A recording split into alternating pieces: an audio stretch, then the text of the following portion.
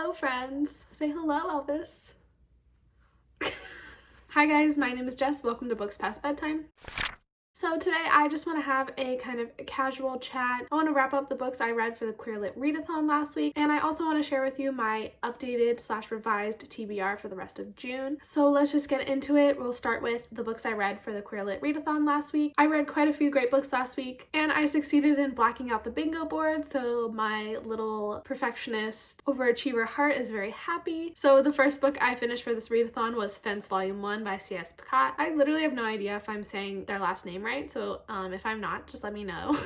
But I gave this 4 stars, and I used this for the challenges Queer Sports, Non-Coming Out, Graphic Novel, and 5-star prediction. Unfortunately, it wasn't 5 stars, but I did really enjoy it, and I can see myself giving future volumes in this series 5 stars. So this basically follows this kid named Nicholas, who gets accepted to this fancy private school for fencing, but in order to stay there, he must make the fencing team, and he's kind of scrappy, been trained, but not super well, so he's gonna have to kind of improve and get his bearings in order to make the team. This first volume was just very much setting up this story. He also has this roommate who he hates and is like the best person in the fencing world currently. I am hoping for like an enemies to lovers relationship down the road where that's concerned, but it's yet to be seen. I'm excited to pick up the next volumes though, and think I will really come to enjoy this series. Next, I finished Conventionally Yours by Annabeth Albert. I gave this book 4 stars, and this hit the challenges of summer vibes, queer friends, rainbow cover, and I also used it for my mystery category, and I made that non-binary character. So this met the bill. There is a non-binary friend character in this book. This was one of my most anticipated new releases of the year, and I actually got an arc from NetGalley for it, so I was super excited. It was my first NetGalley arc, and it was something that I was really looking forward to, so that was great, and I did end up really enjoying it. So this follows these 2 boys who very much don't like each other. They end up on a road trip together to this convention for this card trading game that they both like to play, and throughout this road trip they learn more about each other and fall in love, and it's really great and it's really cute. I also liked all the representation in this book. One of the main love interests is neurodiverse and Jewish. There are a lot of different sexualities represented in this book, as well as gender and identity expressions, and I just had a lot of fun. It was a lot of fun reading this, and I definitely would recommend. Next, I finished Aphrodite Made Me Do It by Tristan Mattier. This is a book of poetry that I gave 5 stars. Obviously, I used it for my poetry challenge. I really enjoyed this collection. I saw myself in a lot of the poems. It's really just a collection about love and understanding yourself and abuse and recovering from abuse, learning to love yourself, learning to accept yourself. It had all of these themes packed in this little poetry book, and I thought it was really well executed and I really enjoyed it. I hate comparing books to Milk and Honey, but this is definitely in the style of Milk and Honey, but way better, because as we know, Milk and Honey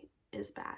The 4th book I finished for this readathon was Spinning by Tilly Walden. I used this as my nonfiction pick, and this I gave 5 stars to as well. This is a graphic memoir, Tilly Walden's life growing up as an ice skater. It was just really beautifully done. I really fell in love with Tilly Walden's art style and her voice. While the main focus of the story is her life growing up in ice skating, she really juxtaposes this against her coming into herself, realizing who she is, dealing with her family. There's a lot of really powerful stuff in this graphic memoir, and it was very beautifully done, and I really loved it. Next, I finished Mooncakes by Suzanne Walker and Wendy Zhu. This was another graphic novel, and it was super cute. I gave this one 4 stars, and I used it for my challenges of female over 40 and disabled main character, as one of the characters in the story is hard of hearing and wears hearing aids. So this was a very sweet story about these 2 characters. One is a witch and the other is a werewolf. They used to be childhood friends, but something kind of drove them apart. And then we see them come back together in this story. It is really sweet. They have this really sweet romance, but they are also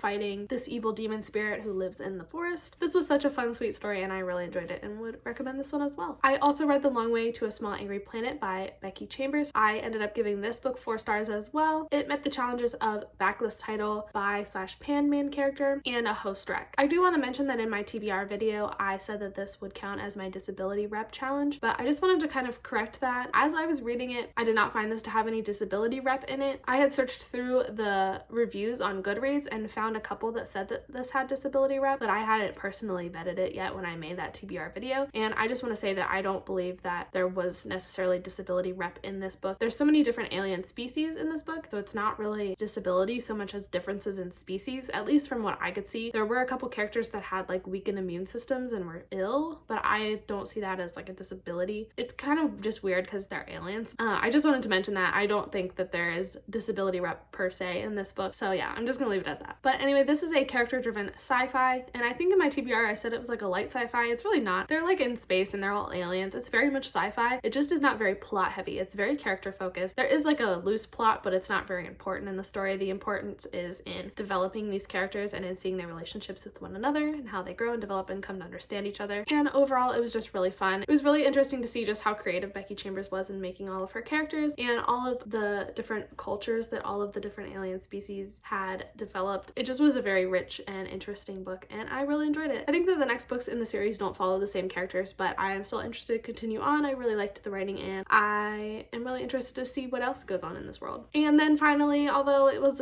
a day or two late, I did finish This Is What It Feels Like by Rebecca Barrow. This was a group read for the Queer Lit Readathon, and I ended up giving this one 4 stars as well. If you are looking for some good books to read during this time, this is definitely one. Rebecca Barrow is a queer Black woman, and this book was really great. It was really amazing and had a lot of different representation in it. Follows 3 main characters: Hannah, who's a recovering alcoholic, Jules, who is a Black lesbian, and Dia, who is a Black teenage mother. And these 3 girls all used to be friends and all used to be in this band, but then everything kind of imploded when Dia got pregnant and Hannah was at the height of her alcoholism. 2 years later, there is this big competition where the band that wins gets $15,000 and gets to open for this really famous local band at one of their shows. Dia decides that she really wants to enter this, and her and Jules are still friends, so she says, "Jules, I really want to enter this, we should do this." And Jules is like, "Only if we call Hannah and see if she will do it with us." And so they do this, and at first there's a lot of tension, but the girls do end up making music together successfully and coming back together as a friend group. There's a lot of other stuff that this book discusses, but this is the main plot. I really loved reading this book. I thought it was really good. The characters are all so well developed. There are chapters from each character's perspective, so you get to know all 3 of the girls pretty equally, and there's a lot of stuff going on in all of their lives. It was very interesting to follow along with them and see how they overcame their struggles. It did get a little slow at parts and repetitive when they were just practicing their music and not really doing a whole lot else. I think it could have been just like a little bit shorter, but overall I really did enjoy it, and I think it definitely deserves 4 stars, and it deserves a read from you if you think it sounds good. And I also wanted to mention that I did start Fried Green Tomatoes at the Whistle Stop Cafe by FANNIE FLAGG. I am only about 35% of the way into this book. I am really enjoying it. It's kind of hard to read. It's not written the best, and I think it's supposed to be not written the best because it's supposed to be this woman just like telling her life story, but the timeline is kind of confusing too because it jumps all over the place. I'm not really having that much trouble keeping it straight, but it is having trouble like grabbing my attention, so that's why I decided to put it down. This was going to be for specifically my female over 40 challenge, but since Mooncakes fulfilled that, I decided to just put this one to the side for now. Hopefully I'll finish it before the end of the month. It's on the back burner for now. So I also just wanted to chat a little bit about what's going on in the country right now. I do live in the US, and there has been a lot of unrest recently, understandably, and I just wanted to make it clear that I put all of my support behind the Black Lives Matter movement. What happened was terrible and should never have happened. I believe that Black Lives Matter, and I never want anything like this to happen ever again. I also want to recognize that as a reader, I should have already been doing better to read from more Black authors, more authors of color. I should have been doing better to read more own voices books and really focusing on bringing this into my repertoire every single month. And I recognize that I've been lacking recently, and from today and this day forward, I will always have that in the back of my mind and always be trying to do better.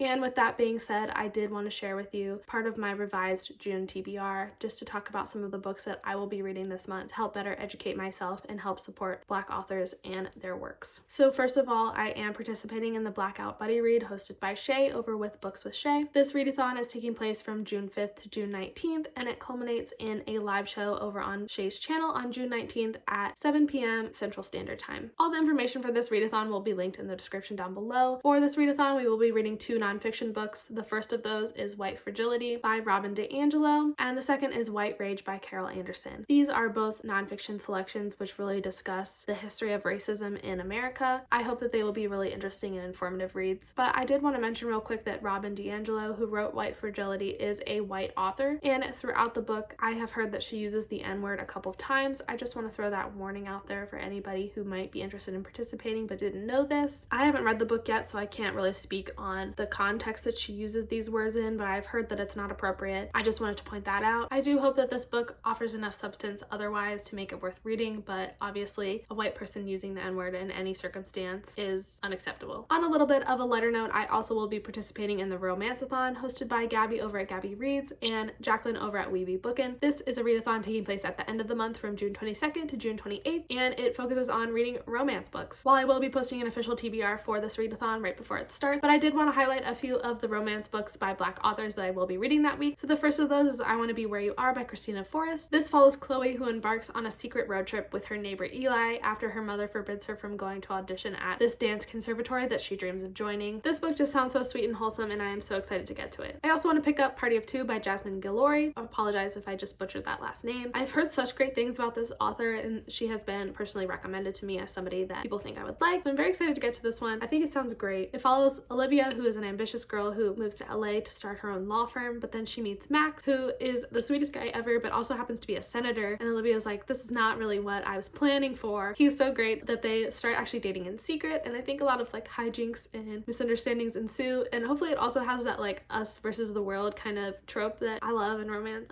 This one sounds so sweet and cute, and I can't wait to get to it. I also really want to read Felix Ever After by KACEN Calendar. This book follows Felix, who is a Black, queer, trans teenager. At his high school, he ends up getting blackmailed and bullied by this other student in his class. On his quest to get revenge against this bully, he gets himself entangled in this love triangle, kind of has to figure out what he wants out of life and who he is as a person, and I just think this sounds so great and right up my alley. I also really want to read Take a Hint, Danny Brown by Talia Hibbert. In this book, Danny is kind of looking for a friends with benefits type situation, while Tafir is looking for like a fake public relationship to help boost the publicity and notoriety of his charity, and so they team up, and obviously what could go wrong? Hopefully they fall in love. Then I also have a secret TBR project coming up next month, which these two books will be included in. Be sure to guess down below in the comments what the theme is. It's probably pretty easy to guess, but I don't know. Maybe not when you only have 2 books. So the first of these is You Should See Me in a Crown by Leah Johnson. So winning prom king and queen is a really big deal at Liz's school. Such a big deal that the prom queen and king get a scholarship to college, and all Liz really wants is to get out of her small town. So she's determined to win prom queen and this scholarship, but then she meets Mac, who is also running for prom queen, and Liz starts to develop feelings for her competition. So hopefully a cute and sweet female-female romance comes out of this one. And finally, I want to talk about Clap When You Land by Elizabeth Acevedo. This book tells the story of 2 girls whose fathers die in plane crashes, and they kind of feel like their lives are over until they actually learn of one another. This is told in Acevedo's typical prose style writing, and I have heard that it is sapphic and beautiful, and I'm so excited to get my hands on this one. I actually did order this book from a Black-owned bookstore here in my home state of Virginia called Books and Crannies. I will leave the link down below. She does online orders if you are interested in ordering from her and supporting her. I think that would be so awesome. So thank you so much for letting me chat with you today. I hope you enjoyed this video, and I hope that what I was trying to say came across okay. I really am trying to do my part to educate myself, donate, pledge my support, petition, and above all, listen to what's going on and amplify melanated voices. Hopefully this video contributes a little bit to that conversation, and I hope that you guys out there are all doing well and staying safe. I'm sending love to everyone.